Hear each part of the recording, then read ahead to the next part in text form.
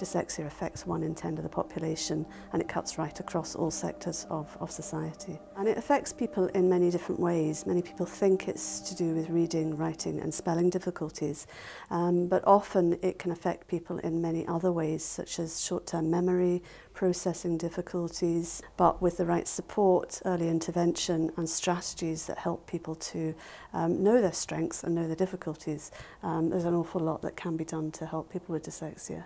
I think it's important to help people to understand that dyslexia, it's not anything to be ashamed or embarrassed about, and I think the work that Dyslexia Scotland do is good, and it helps to promote it, and it does help people to have a better understanding about it and remove the stigma that's attached to it. And I don't want people to be ashamed or embarrassed about it, I want them to embrace it.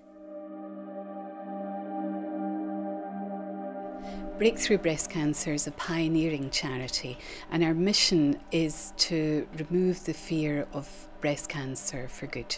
I was diagnosed with breast cancer 11 years ago.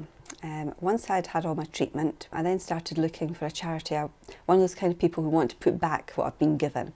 I found Breakthrough. They do research, they do fundraising and they do lobbying, and they also do a lot of education, which I thought was very important, considering I was quite young and I wanted to get the message out to younger women as well. We've been able to make a huge difference for people. We've raised awareness, we've seen the launch of the Detect Cancer Early campaign, but there is so much more to do.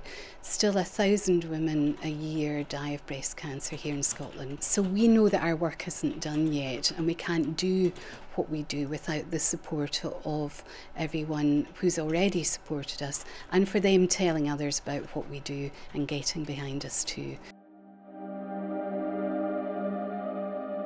The Sick Kids Friends Foundation was set up to provide extra medical equipment, extra facilities for children and families, extra training and research, very specialist training and research for staff, and most importantly, a wide range of comforts to make children and young people's time in hospital even better. I think the Sick Kids Friends Foundation's provided a huge amount for Anna. Constant support, I suppose, just constantly there, and it's just wonderful to know that they'll always be there for us and always support us while Anna has to come into hospital, which unfortunately for us is going to be a very long time.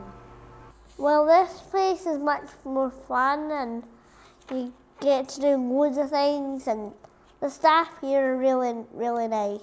There's a huge support here for the parents as well. Many times I've come in here and I've been crying, and you'll never be judged, or they just, great support.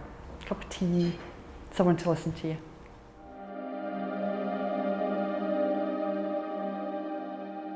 The steel industry was a dirty, dangerous, hazardous industry. Many people lost their lives in that industry. It was an industry which contributed greatly to the economy of Scotland. There is no memorial or fitting tribute to those people who lost their lives, and there is many of them. Of my own union alone, over the last 100 years, we lost 2,200 people through injury and accident in the steel industry alone, and that's not counting other related diseases and deaths that came about due to the nature of the industry.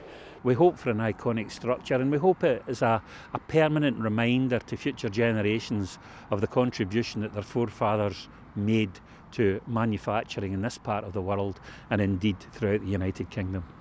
There are many, many charities in Scotland, and we know that the First Minister, there will be huge demands on him to select charities, so we regard it as a great honour and we're absolutely delighted.